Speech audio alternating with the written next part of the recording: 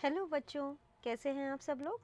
आज हम फिर से क्लास 9th चैप्टर ग्रेविटेशन का टॉपिक मास एंड वेट और wait of an object on the surface of the moon देखेंगे। सबसे पहले हम मास और वेट देखते हैं। मास और वेट दोनों को हम उनके डिफरेंसेस के साथ में स्टडी करते हैं। Mass is the quantity of matter contained in a body. हम लोग बचपन से ये पढ़ते आ रहे हैं कि mass it is the quantity of matter contained in a body. Weight क्या होता है? वेट वो फोर्स होता है जिसकी वजह से हर ऑब्जेक्ट ग्रेविटी की तरफ अट्रैक्टेड होता है, अर्थ की तरफ अट्रैक्टेड होता है। ठीक है, तो वेट बेसिकली फोर्स होता है। ठीक है, वेट के लिए अगर हम बात करें तो जैसे हम फोर्स के लिए कहते हैं कि force is equal to mass into acceleration. अगर कोई ऑब्जेक्ट m मास का अर्थ के सरफेस पे रखा है, उसमें acceleration due to gravity g है, तो वो वेट कंसिडर किया जाएगा। ठीक है, तो वेट के लिए हम m इंटू जी लिख सकते हैं।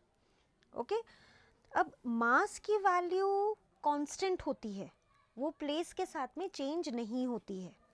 ठीक है, जहाँ भी हम लेके जाएंगे, भले ही वो अर्थ का कोई सा भी सरफेस हो, भले ही वो मून हो, भले ही वो स्पेस हो, कहीं पर भी हम लेके जाए मास की वैल्यू कांस्टेंट होती है। नेक्स्ट जो है वो वेट है।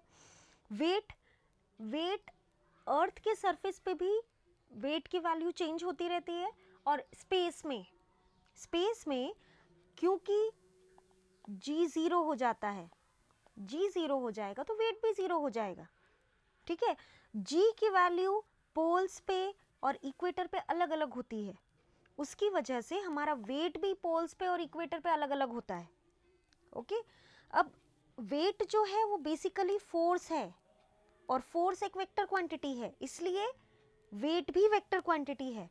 मास स्केलर क्वांटिटी है, मास को हम किलोग्राम या ग्राम में मेजर करते हैं। वेट क्योंकि फोर्स है इसलिए हम उसे न्यूटन में मेजर करते हैं।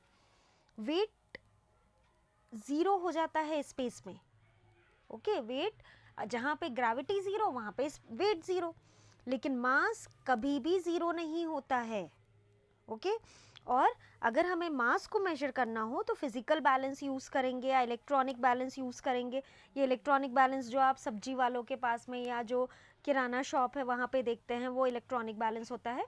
और यहाँ पे ये जो वेट होता है वो स्प्रिंग बैलेंस से मेजर किया जाता है। ओके, अब हम देखेंगे कि weight of an object on the moon. ठीक है, weight of an object on the moon हम निकाल रहे हैं। ठीक है, तो इसमें weight of the object on the earth, weight जैसे कि मैंने आपको बताया कि वो फोर्स है, force due to attraction, so m into gravitation of the earth, वो हो जाएगा आपका वेट। अब हम यहाँ पे g की वैल्यू कर देते हैं, it is gm upon radius of the earth का स्क्वायर। ठीक है, so this will be one formula. Clear. अब weight of an object on the moon, उसको हम Wm से रिप्रेजेंट कर रहे हैं, तो वो हो जाएगा mass of the moon and acceleration due to gravity on the surface of the moon. Okay, तो इसको हम लिखेंगे mass of the moon, acceleration due to gravity हो जाएगा Gm upon Rm square. Formula तो सेम रहेगा, सिर्फ R और G की वैल्यू अलग अलग हो जाएगी।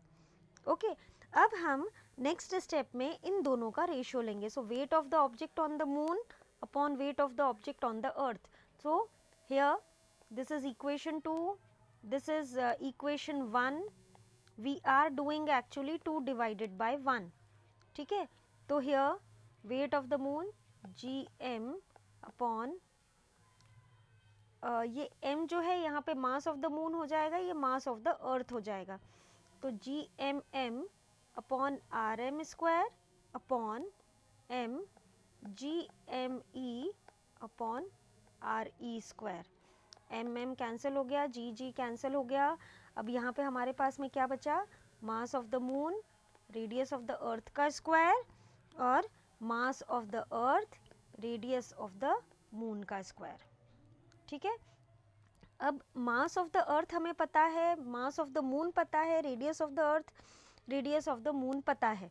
ये सभी वैल्यूज़ अब हम इस फॉर्मूले में सब्सटीट्यूट करते हैं, तो हमारे पास Wm upon We is equal to mre square mmre square upon MERM square. ठीक है, अब मास ऑफ द अर्थ जब हम वैल्यू सब्सटीट्यूट कर देते हैं यहाँ पे, अब रेडियस ऑफ द अर्थ कितना है 6.37 इंटू 10⁻6 का स्क्वायर।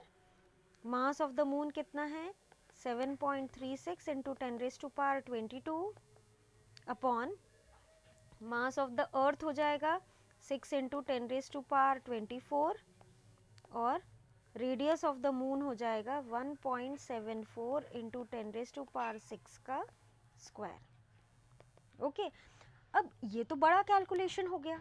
अब इस तरह के कैलकुलेशन को हम सॉल्व कैसे करेंगे? हम लोग क्या करते हैं, जैसे 10⁻, ये है 10⁻, ये है, इनको अलग कर देते हैं। मतलब हम इसे कैसे लिख सकते हैं 7.36 इंटू 6.37 इंटू 6.37 इंटू 10⁻22 और 6 इंटू 2 होके वो 12 हो जाएगा into 10⁻12 upon 6 into 1.74 into 1.74 into 10⁻24 into 10⁻12। ठीक है, अब हमने इस तरह से अलग कर दिया। सबसे पहले हम ये देख ले रहे हैं कि क्या क्या चीज़ें कट सकती हैं। यहाँ पे 10⁻22 है, यहाँ पे 10⁻24 है, तो वो 10⁻2 हो जाएगा। ओके, 22 माइनस 24 विल बी 2, तो डिनोमिनेटर में 2 के साथ में होगा।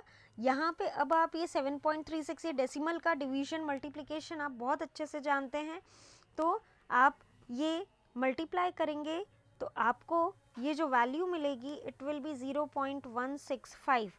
It is actually equal to 1/6। ठीक है, इसका मतलब weight of the object on the moon upon weight of the object on the earth it is equal to 1/6। मतलब इसका क्या हुआ, weight of the moon कितना होगा? जैसे अगर कोई ऑब्जेक्ट है उसमें उसका अर्थ में जो है वो 60 kg का है, ठीक है, तो वो मून में कितना kg का हो जाएगा 10 kg का। अब वेट हम बेसिकली न्यूटन में देखते हैं, लेकिन हमारी कॉमन लैंग्वेज में हम उसे केजी में ही बोलते हैं। ओके, तो वेट एक्चुअली न्यूटन में होगा, तो यहाँ पे मैं इसे केजी नहीं कंसिडर करती हूँ, मैं यहाँ पे इसे न्यूटन ही कंसिडर करती हूँ। Okay, so it will be just 10 Newton. Okay, इसका मतलब ये हुआ कि वेट जो है मून पे वो 1/6 होगा wait of the object on the surface of the अर्थ के कंपैरिजन में। ठीक है, सो इसी चीज़ को आप ध्यान से और समझिए, अच्छे से पढ़िए, और जो भी डाउट हो वो मुझे कमेंट में लिख के दीजिए। Okay, so study carefully and please like and subscribe my